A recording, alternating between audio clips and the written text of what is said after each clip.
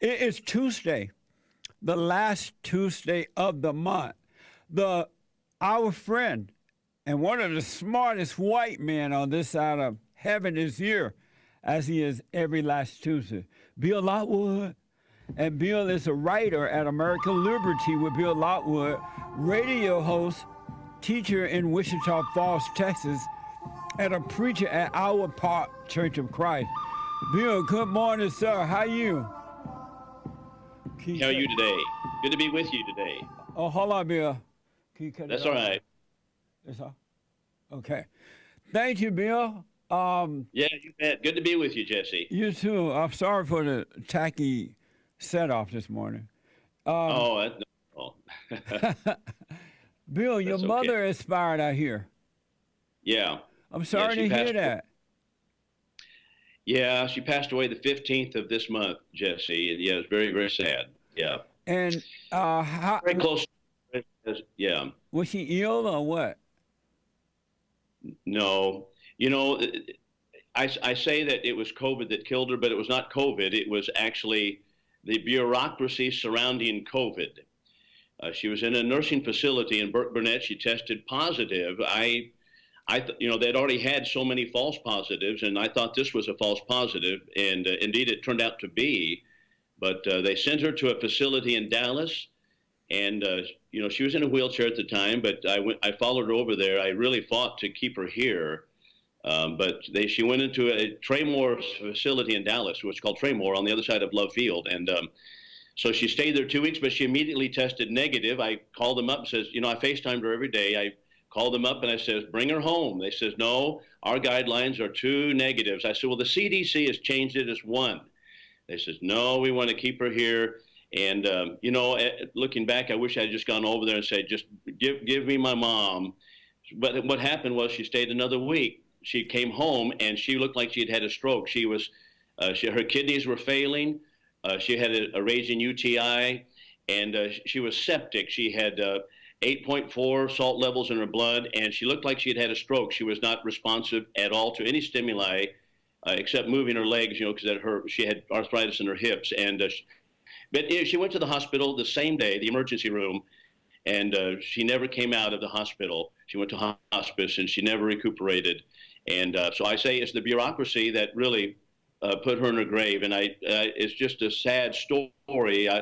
People say, well, she was 92 years old. She lived a good life. And I believe that, but I was not ready to give her up. So That's amazing. Well, may her soul rest in peace. When you said to them to bring her home, is there a law that says that they could keep her if they wanted to? Why didn't they bring her home when you asked them to? Well, they said our guidelines or our rules are that she has to have 2 negatives before we release her from the Traymore. And this is one reason I'm really fighting against the COVID nonsensical rules that are taking place in our country, because it's destroying families and destroying lives. And it is actually separating the elderly from the family. I hear at this point so many stories of elderly that don't have the loving touch and the loving assistance of family. Yeah. But instead, everybody looks like an astronaut walking into a room, and it's just, and it really is a sad story. And but Mom was a very trusting and loving soul, as you know. You've met her. Yeah, absolutely. So, but she just she thought everything was going to be fine, and I was a little bit that way too. But she never came out of there in healthy condition. That was it. She was there 2 weeks, and she came out, and she was gone. That's amazing, Bill. I know several families that their father and mother, in some cases, father and mothers are in these nursing homes, and they're not allowed to see them. And if they go to see them, they can't touch each other or something dumb like that. Yeah. Well, I've even had a doctor tell me, he said, back in the 80s, it would have been the case that between the patient and the family and the doctor, they would make the decision on where to keep her, but they wouldn't keep her here in Wichita Falls at that center, because some board somewhere had regulated it and had mandated that they be removed to a special facility, and they think that's the way to best care for them. But I think that contrary-wise, I think actually the family and the doctor and the patient themselves, they can make the decision on their own.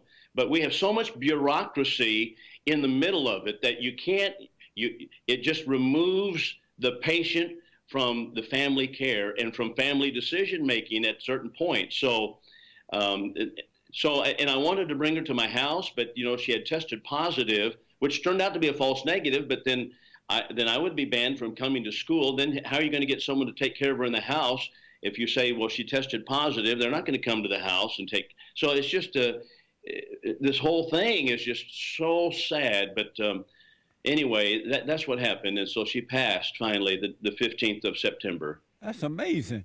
It's amazing to me what we, the people, are putting up with nowadays. I say you're right. It's just ridiculous. Do you think we'll ever get back freedom again, or is it gone for good? I think it's gone for good. I believe it is. I believe we've lost our freedom.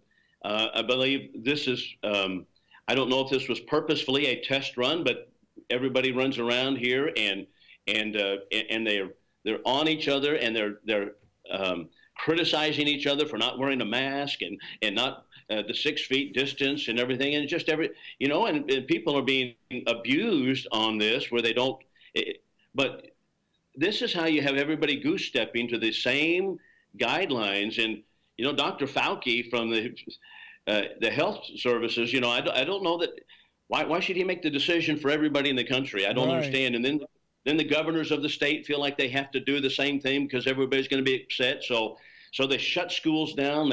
They shut down businesses and tell you can't come in and eat here, and you can carry out only. And it just goes on, and people are losing jobs. How absurd is this? But worse than that, people are losing their lives. And I just admonish people to let's get out of this. I'm for commonsensical health rules and people washing their hands and all that kind of. And if you're sick, then stay away. But you know what? We should have some freedom here. But I don't know that we'll ever go back, really. The interesting thing about it is that the government and businesses are passing these rules, and the people are following them. But the government is not following their own rules. We just saw a video of Dianne Feinstein coming out of an airport with no mask on, and people carrying her dog and her bags, and then the Nancy Pelosi getting her hair done, and this black mayor of Chicago, the lesbian, getting her hair. They're not following their own rules, but the people are following what they say do. To a point, Bill, that the people who don't wear masks have to fight it with those who do wear masks, because those who are wearing these masks, they go off, they're mad at the ones that don't wear. It's like they're working for the government against the people. That's an excellent commentary. We have, instead of politicians being statesmen and giving up their own personal lives and serving, instead they're a ruling class. We've turned this thing upside down, and so the politicians are the ruling class. Chris Cuomo in New York, same thing, goes to the gym and he doesn't wear a mask, but who cares? These guys are making rules for you, but not for themselves, and they don't have to follow them. Nancy Pelosi doesn't care about following the rules. Right. She'll make rules for you, but don't you ask her to follow her own rules. It is absolutely out of control, and I don't know why the American people haven't risen up and cast them out of office and say, you're done. But we're too much like blind sheep, and it's just very, very sad. It's amazing to see it too. I never imagined that the people would be controlled like this by the government in America. I remember hearing this about other countries, socialist, communist countries around the world, but I never imagined that could happen in America, and it is happening, and it's hard to believe it. In San Francisco recently, there was a report that they closed out all the private gyms, but the city gyms did not close, so the workers were still working out at the gym. They never stopped. Yeah, right. That's the way it works. This is what fascism is. Fascism is the cooperation and the joining together in partnership with a government, with private business. And so that's the government. But when that happens, the government makes the rules, and they make all of the mandates. So you're going to follow it. no matter if it's a private business or not. So that goes, but that reaches back to the progressive era where they tell you how much you have to pay a worker, how many hours they can work, what you have to pay in overtime, how many, all of these things. Now also they're telling you, what are the racial quotas you have to hire into, and all of this kind of thing is just all part of the entire fascistic government that we're living under. And people don't realize we're living in a fascist state. Why do you think so many private businesses are going along with this crap from the government? Because if you don't do what the government say, the private businesses will fire you. They were going along with it. I thought at one time private businesses did not go along with the government. Yeah, that's right. They made you wear masks. They made you have to hire a black, or you have to hire a woman, or you have to do this.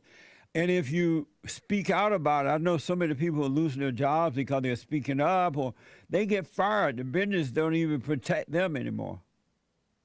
Let's not pretend that it's not political. It's all political.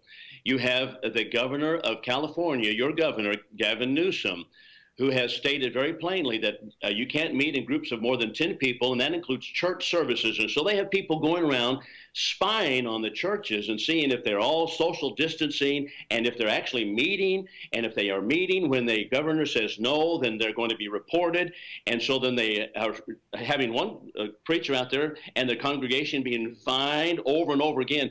At the same time, he himself has said, these things don't apply, these social distancing rules, if you get out and you are going to protest the government and you're going to march in a Black Lives Matter protest, then that doesn't matter. You can get out there and do that, but you can't worship God. And so you can see this on television. They're arresting preachers and people who are singing hymns to God because they think that they should not meet together. But boy, if you're going to get up in Chicago, or you're going to get in Philadelphia, or you're going to be in Portland, or you're going to be in Seattle or in San Francisco and Los Angeles, and you're going to get together and protest, that's great. Amazing. It's really weird to see it. I never thought we would totally lose freedom in the United States of America. And the thing I know about is once the government get hold of you, they're never going to let go. And, no. And what they tend to do first is get you to overreact. They put fear in you. Once you overreact to that fear, they have control of you then. And that's what they did with the Chinese virus. They're like, everybody gonna die. Put on a mask and stay home and shut down businesses. And everybody did it, and now it's hard to get back to order again. That's right. And no one's saying that there's not a real virus and that it has not killed people. No one's saying that. Right. But the truth is there have been many of these. It's the same thing as the flu, and we just should use common sense, but we don't have to have a government nanny state telling us how we need to behave in our homes, in our churches, in our businesses, and how we have to put masks on in every single instance. It's just the school systems are filled with it.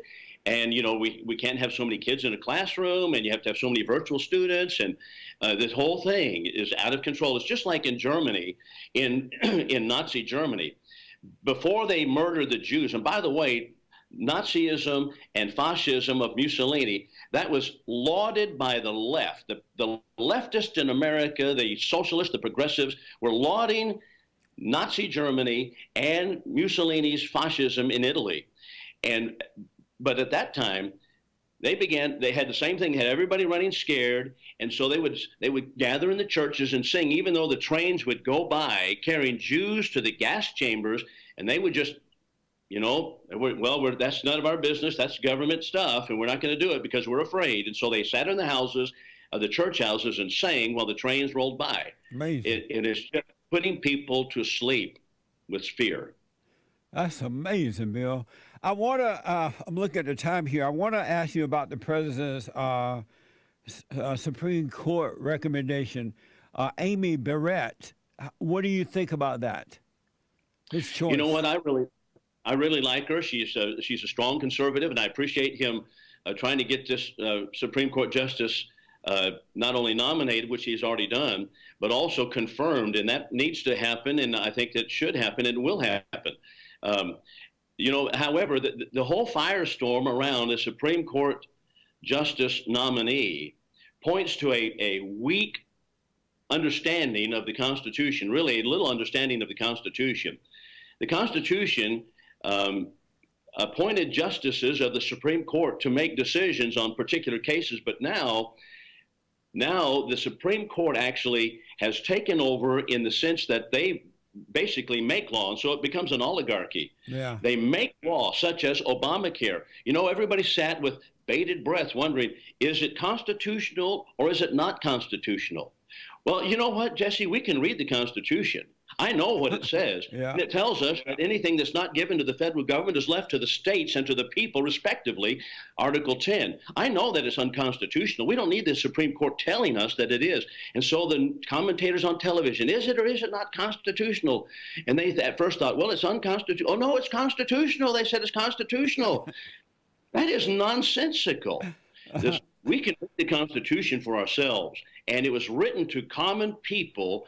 And by the way, people passed the Constitution in the states, and the people, it's we the people, they passed it before there was ever a Supreme Court nominee or a Supreme Court set up as a court at all. Supreme Court wasn't even established until 1789. No cases came before it until 1791. But Thomas Jefferson warned us of this. He said, I see the weakness in the Constitution in the Supreme Court, and that is Article 3 of the Constitution, and that is because it's going to be like gravity working night and day until they're going to usurp all the authority of legislators, and that's exactly where we are. But it's been going on for a long time. It happened way back in the FDR period, Woodrow Wilson period, and when they strong-armed the United States and said, you know, you're going to pass all of these laws. As a matter of fact, the Supreme Court in FDR's period, 9 justices said that every one of his New Deal laws were absolutely, teetotally unconstitutional. Well, what happened? Well, he threatened to pack the Supreme Court. He started hardball politicking around, just like we see the Democrats doing today. Yeah. And soon enough, he started swaying people, and with the threats of packing the Supreme Court and top-down government, pretty soon we came to, now all of a sudden these laws are constitutional. How did that happen? How did that happen? It's just strong-arm politics, nothing to do with Constitution. It's just pushing the totalitarian agenda on us. And, you know, just like, for example, the Dred Scott decision in the 1850s, they said, you know, that Roger Taney was the Supreme Court justice there that was the Chief Justice. He said, blacks are not even people. Well, is he right? No, everybody recognizes that's wrong. We know that that's not right. Right. We need a Supreme Court justice telling us what the Constitution teaches and violating natural law. But that's what they've done. And so, you know, it's very, very sad. So now the Supreme Court is not only an arbiter, but now becomes the legislator of what is and is not constitutional. Roe versus Wade, a perfect illustration in 1973, the abortion law. So that being the case, now everybody's in a firestorm about who the justice is. But that was something that Jefferson warned us about. He said, you know what? It's not going to go well if you let this happen, and we are there now. I remember back in 2015, they legalized so-called same-sex marriage at the courts. And some people were having a fit about it, but others thought it was fine. Yeah, same thing. They're telling us what is and what does not constitute marriage. Yeah. Absolutely not. That's not their business. That has nothing to do with their business at all. But once again, strong-arming it through and now make everybody kowtow to this, and so make churches conform, preachers conform. You know, they've already passed laws in certain places now, such as in New Jersey and California. You can't have what's called conversion therapy. Right. Conversion therapy, if a homosexual comes into my office and says, you know what, I have some attraction to same sex, and what does the Bible say about it? I can't say diddly. I can't try to convert that person and say, you know what, you're in sin, and what you need to do is repent. Yeah. If I do, then I'm going to be able to be prosecuted before the law. That was passed even by Governor Christie, signed by Governor Christie in New Jersey.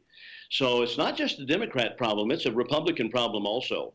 Why do you think the voters keep voting in the same people who are not running the country the right way? They don't care about the Constitution. They don't care about what is right.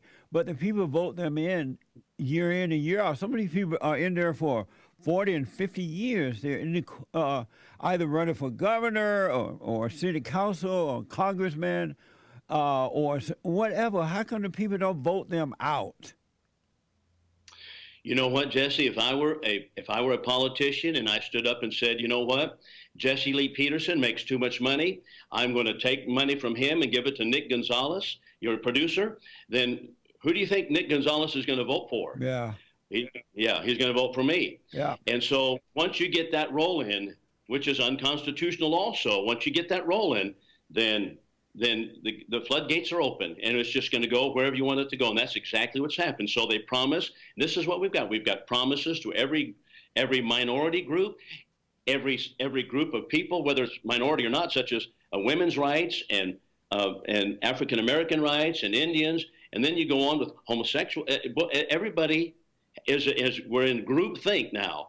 And so we're promising things and monies and certain privileges, whether it be hiring quotas to certain classes of people. And once that begins, where do you stop? Yeah. And that's where we are.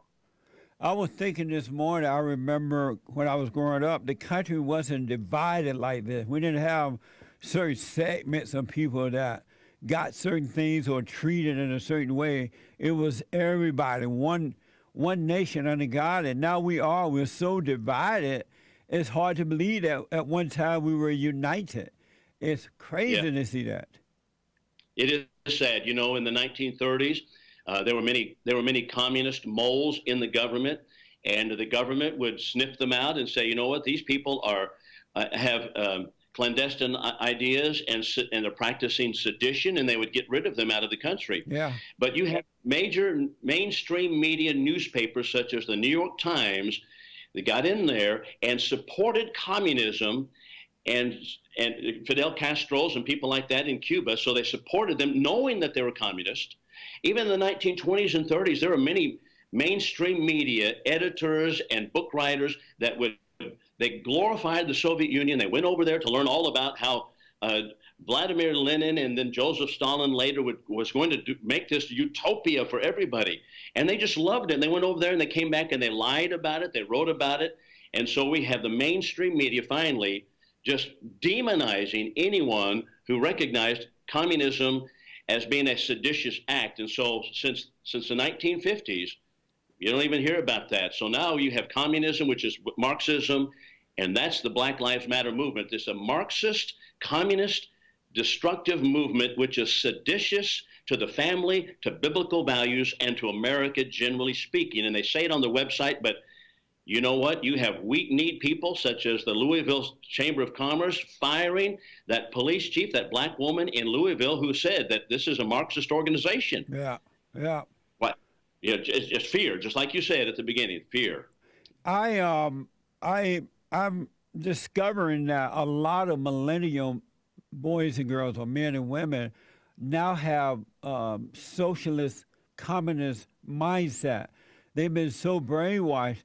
And that's why that woman, Cortez, or whatever her name is, out of New York, she's so popular amongst the millennials because they all have like socialist mentality that was, I guess, they've been brainwashed in the public school system that they believe the wrong things now. They've been lied to for so long. That's correct. You know what? If people will just look at the public school curriculum around the country, and not necessarily just in this location where I am, but around the country, and see what the public school curriculum is. They teach socialism via environmentalism. The United Nations has done it for a long time. They have one tool in their toolbox, and that is environmentalism. So they have environmental justice, and it's environmental fascism, in which we have to curtail the freedom and the rights of individuals to save the planet. And this is the tool that they're using. So this propaganda, and that's what it is, propaganda, is taught on a continual basis to children in the schools from grade school on. My kids, when they're in grade school, were being taught this stuff. And that was back in the 1990s. They were being taught this kind of, so we're pumping out these kids who are ready to go to socialism, to control the country and control people to save the environment. And that's what we're doing. Amazing.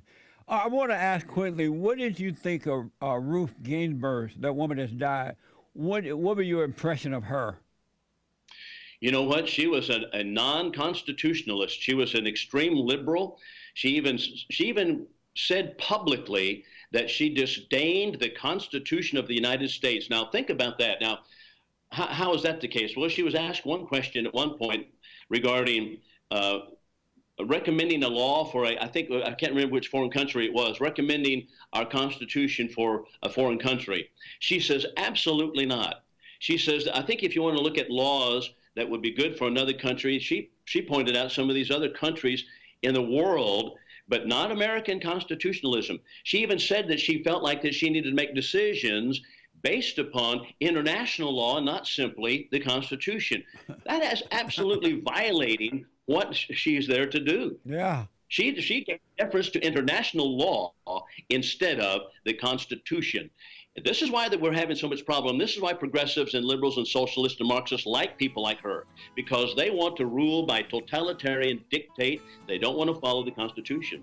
Amazing. Bill, let me take a short break. When I come back, we'll wind this up. I know you got to go. And it's okay. Let me take a quick break here. Back in a moment, You bet. folks. Bill Lockwood is here. We're taking your phone calls at 888-775-3773. Bill is a radio host as well. Amazing show. Bill, tell the folks how to get to your website, your blog, your show. It's amazing information. Well, thank you for that, Jesse. The website is AmericanLibertyWithBillLockwood.com. American Liberty with Bill Lockwood, and there are articles by me and other people who write with me and for me and print your articles. I appreciate that. And the radio show is called exactly the same, American Liberty with Bill Lockwood.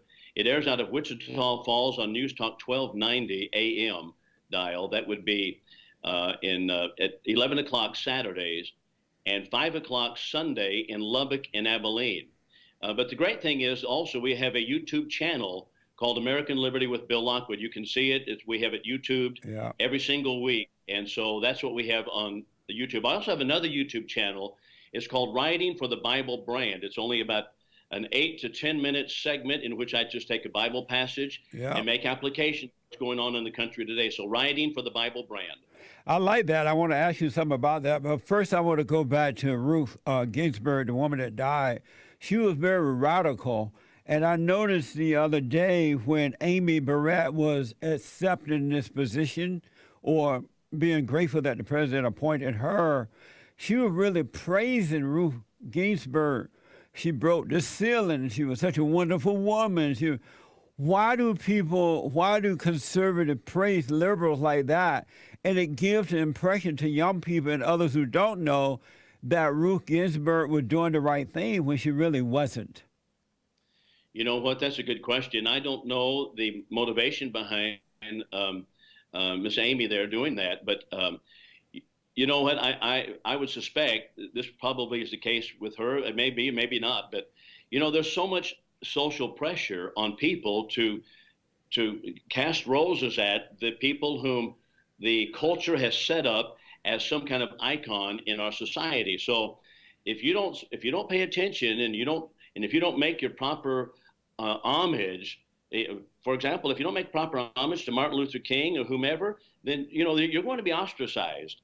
And they're going to criticize you. If you don't do the proper homage to Ruth Bader Ginsburg, then the mainstream media is going to chew you up and spit you out. And so it causes people to, once again, okay, I've got to do this. So no matter who it is, same thing with Edward Kennedy. What a horrific socialistic. Yeah. I mean, but you know what? We've got to pay homage to him and say good things about him. And so people just go along with that, and we're just not thinking for ourselves a lot. But I don't know if that's her motivation or not, but I suspect that's a lot of it, what's going on in our country. Well, it made me suspicious of her, Burnett, when she did that, because it would be best to say, I'm grateful that the president appointed me. Ruth Bader did not support the Constitution. She was a far-left radical liberal, and it's time that we put people in that will support the Constitution and do the right thing. But when you praise somebody that was wrong like that, it gives the impression that Amy goes along with that, or that the Democrats Yeah. are doing the right thing. It confuses those who don't understand. Right. And there are a lot of people who don't understand and are not going to look behind the scenes or look and do their own research on it. And that's one of the things that we always emphasize, and that is do your own research, do Yes. your own. But you know what? When we just take people's word for it, and that's what's going on with the populists now. We're just kind of moved by crowd mentality at this point. Yeah. When you get out in the streets, and I've got to get got to get in with this, and you can't think for yourself any longer, and they don't want you to. Amazing. I want to squeeze in a couple calls for you, but first I want to ask you about your second channel. Oh, let me ask this. My biblical question this week is, what is the glass ceiling, and why does it need to be broken? I don't, I don't, I don't know the glass. You know what?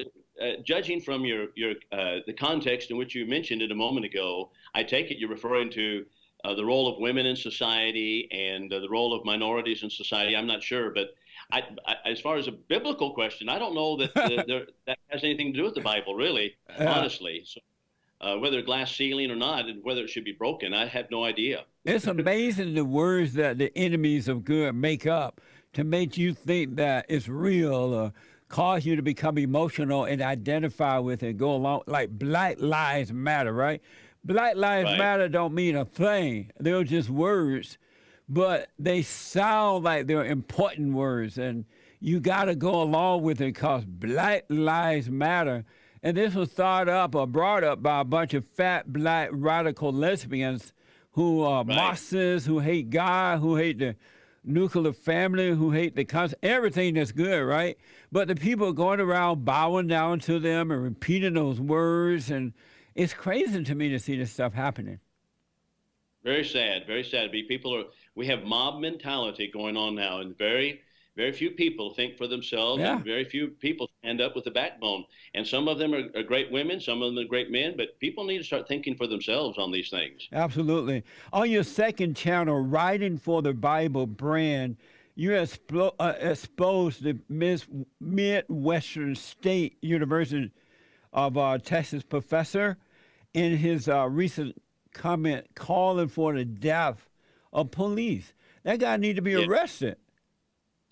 You know what, Jesse? This is so sad.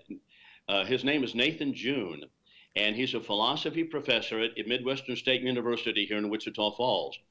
When I first had I had an Islam versus Christianity seminar, at the church, I preached on Christianity, the Bible versus the Quran. Yeah. He came out there and he protested, and he had students out there, and they had signs, and then they had the news people out there like it was some big event. So he was protesting. He didn't want me to speak out. So that was Nathan June. Now he teaches a philosophy class, and he's all about anarchy. He's written in anarchist journals. He's anarchy, that was meaning no law whatsoever.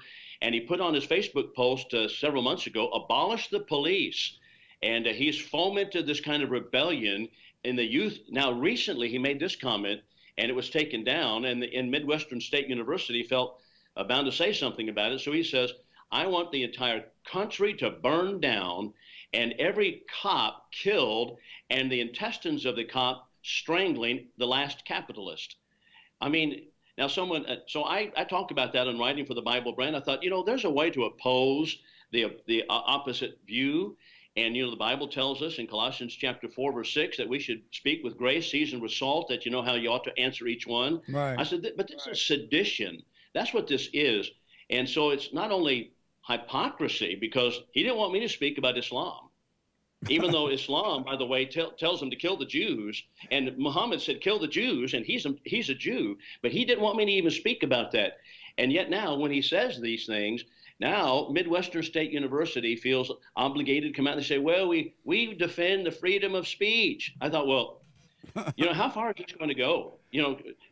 Fomenting rebellion and sedition and talking about murdering cops. Someone told me the other day, said, well, that's actually a quote from Diderot, a philosopher way back yonder. Well, whatever. But here's the interesting thing is he's all about anarchy. Now he's had to leave his house supposedly because he's had death threats. Well, that's what he wanted. He called down the thunder. Yeah. Now, I'm not saying that we ought to therefore give him threats or anything. I don't think that's the case. But he ought not be able to teach our children in a publicly funded university such as Midwestern State, who is so weak they just defend his ability to stand up in the classroom. I wonder what would happen, for example, Jesse, if I were to go to the lecture hall next to him and I would say, I think every philosophy professor ought to be killed, and every student of philosophy in his class ought to be strangled with his intestines. Would they let me say that in a class? No Hardly. way.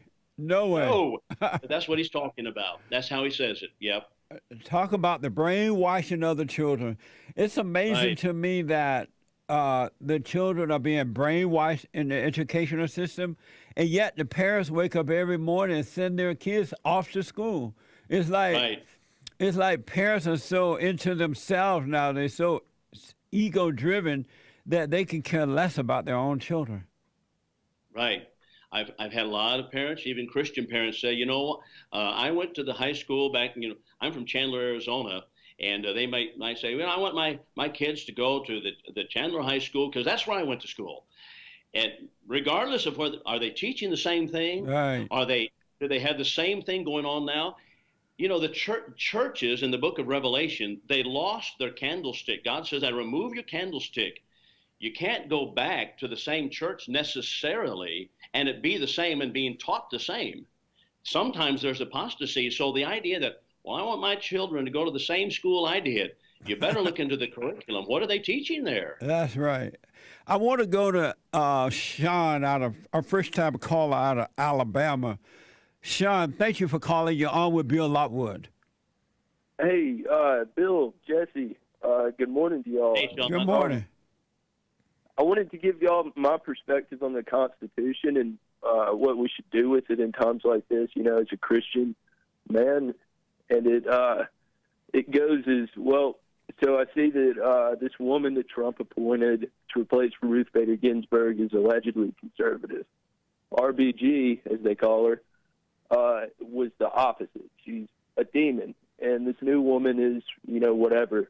But the point is that Trump appointed her, and she's not in favor of defending the Constitution. And that just, to me, looks like the state is being fused against the people. And the Constitution, I see it as an enumeration of human rights that God has given us. The rights in the Constitution aren't there because it's in the Constitution. We had those before. So I wanted to know,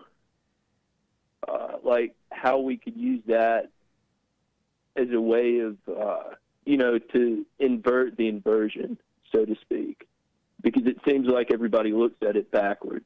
And I want to, flip it right side up with the country. You know what? That is the question of the hour, Sean. I think that, and I think you have a great point on that. As a matter of fact, that's the only thing I can think is to say is such things as take the position of Andrew Jackson, who said, the Supreme Court said this, now let them enforce it. And that is, we don't obey the dictates of the Supreme Court because they're not an oligarchy. But how that will look, Sean, I really don't know unless enough people do it. It could be persecution, but I don't know really. That is the question. It needs to be inverted. You're exactly right, because we have wandered so far from the original intent of the Constitution, which is really the only legitimate Constitution there is. Yeah. I will say statutes and policies and regulations, I looked up to see who they apply to because of these mask laws in my city. And I haven't worn a mask at all. I haven't had any issues with it. I've spoken to cops. These regulations that only apply to people. So people in the Black Book are non-living entities. And that's how they get around the edict and breaking the Constitution, the natural law of God, is they enumerate that all of these classifications of people, LGBT, Black Lives Matter, this movement as persons. And if you identify if you say that you're a man or a woman, then it doesn't apply to you. And that's a good way to get around it. But other than that, You know what? Sean, you make an excellent point, and I agree with you 100%. The basic rights that men have, and you mentioned this, and I appreciate it, and that is these come from God. They don't come from the government, and that is life, liberty, and property. They are grants from God Almighty, and the Constitution is only set up as a fence to protect those rights. That's the only thing that we have, and to have a zone of order that we might enjoy what God has already given us. But the political leaders that we have in our country today, for the most part, or many of them at least, they think that their rights are grants from the government and grants from the politicians, and what they give, they'll take away. And so we have to have a completely different mindset, and it starts at the bottom. What you mentioned right there, I think you hit the key to it. Really, they come from God, and that we need to protect our rights from God. Thank you, Sean. I appreciate it. Bill, are there any schools in the country now that's teaching in the right way? The Constitution and teaching true history and all that. Do we have that in this country at all? I think there are some. I mean, I'm not sure about all of the schools. I'm talking about what is pervasive in the country. But there is, of course, several schools that people go to talk about the Constitution and learn Constitution. One of them puts out the Imprimis magazine. Its name has escaped me, but at any rate, there are some great schools that teach constitutionalism and call people back to the original Constitution. And so there are several of them, but people need to do some research and find out which ones are those. Yeah. Because many of them do not. Many of the schools today, law schools included, teach what is called case law, and that is we just go back what is the previous cases. Well, it matters not how far you've drifted from the original intent of the Constitution. Case law is what they're going to be teaching, and that we're just going to follow what the Supreme Court or the state Supreme Court or a court said yesterday on this particular topic. And that's far removed from the original intent of the Constitution. So at any rate, but there are some that are teaching it. Bill, this is from D-Live. Nor of Arkansas says, God bless you and your family, Bill. This is concerning your mother's passing. So They want to bless you. God bless you and your family. Well, thank you for that. I tell you what, it's been very difficult, but it's awful nice to have so many people who are Christians and sympathetic. And I know people go through a lot of the same things as I do, but it does hurt. So thank you for that. Yeah. Bill, before you run here, your website, your show, and your second channel, everything, how can people get it? Yeah, I have two YouTube channels, and it's American Liberty with Bill Lockwood.com, or rather American Liberty with Bill Lockwood. The website is a .com, and if you go there and just subscribe to it, of course that's free of charge. Just subscribe, and it will come into your inbox or tells you when I have a new show, which is once a week. And then Writing for the Bible Brand, and I just in that passage or in that segment, I take a Bible passage and apply it to what's going on in our country and look at.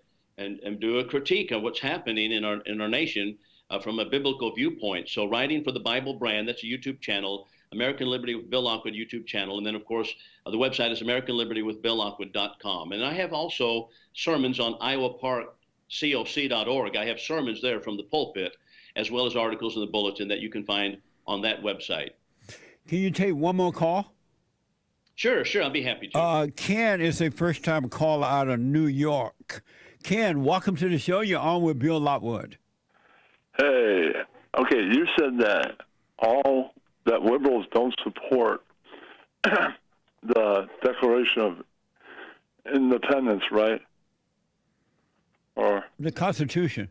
The Constitution. I am a liberal. I support it and always have, so I think you're wrong.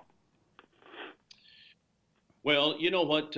Generally speaking, I didn't say every liberal doesn't support. I didn't mention the Declaration of Independence, first of all, but okay, I'm sorry. Regarding the Constitution, we have wandered a million miles from how the Constitution was originally set up and the original intent of the Constitution. As a matter of fact, to take monies, for example, from the public treasury, from the taxpayer, and give it to an individual or a group of people is unconstitutional in our form of government. As a matter of fact, James Madison said it, others said it as well. Presidents all the way through the 1800s said, you know, we cannot, when they brought before Congress a bill, for example, to take money from the public treasury and give it to a widow of an admiral. He had just died. They said, you know what? And this was when Davy Crockett was in Congress, and they said, you know, this was in Tennessee. He said, you know what? I don't have the authority to take money from the Constitution. Doesn't give me authority to take money from the public treasury and give it to an individual. Well, what do we have today? We have a gigantic welfare state, which is the most of the budget of the United States is all about redistributing the wealth of America. So I know that you want to be for the Constitution, but I think we need to look at it. And I don't know where you stand on that, but that's what the Constitution's about. Well, this might throw you for a hang. I'm one of the few. Okay.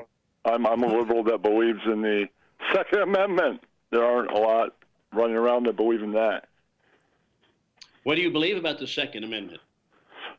Well, I believe that anybody should be able to bear arms. And the government has no right to say anything about it. Yep. Right. Ken, thank you for calling. I got to run. And real men are not. Thanks for taking it, man. Yeah, real men are not liberals. So. Great show. Thank you, man. All right, bye. Bye now. Bill, thank you so much for coming on. We had a rough little start there, but I think everything is starting to work out here. And I wish you and your family well through these, grieving time that you're going through right now. And say hello to the family for me, all right? Okay, sure will. Lord bless you, Jesse. All right, thank you, Bill. Amazing. Bye-bye. Bye now. We got 2 more hours to go, folks. I got to get my headsets and things all worked out. Amazing. And don't forget to like, follow, tweet, subscribe, and share the Jesse Lee Peterson radio show, folks. We really appreciate it. We are at war. It is a spiritual battle for the soul of America. And it's going to take all of us to do it.